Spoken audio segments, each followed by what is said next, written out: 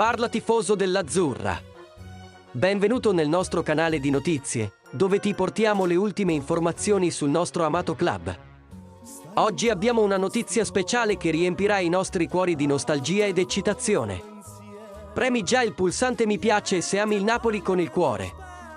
Torniamo indietro nel tempo e ricordiamo un giocatore che ha fatto la storia del Napoli, Edinson Cavani, detto anche Il Matador.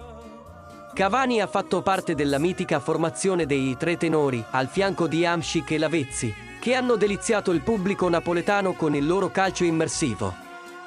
Nei 3 anni in cui ha vestito la maglia azzurra, l'attaccante uruguaiano è stato semplicemente straordinario.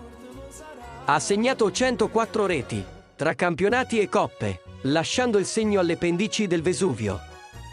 Anche dopo la sua partenza, Cavani non ha mai smesso di mostrare un grande amore per il Napoli, soprattutto perché non ha mai giocato per nessun altro club italiano. Di recente, in un'intervista a DAZN, Cavani ha ricordato i momenti di gloria della sua permanenza al Napoli. E quando gli è stato chiesto di cantare la canzone "Ho surdato innamorato", non ha resistito e, con il sorriso sulle labbra e gli occhi lucidi, ha iniziato a cantare il ritornello. È stata una scena emozionante che ci ha fatto rivivere i momenti speciali che ci ha regalato. Cavani gli ha indicato il braccio e ha detto: "Ho la pelle d'oca.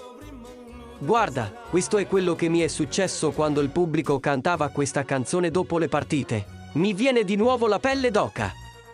E tu tifoso napoletano, qual è il ricordo più eclatante che hai di Edinson Cavani?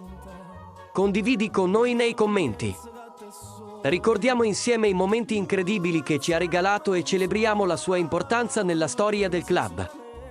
Rivivere quei momenti di gloria al fianco di Edinson Cavani è un vero onore per tutti noi tifosi del Napoli.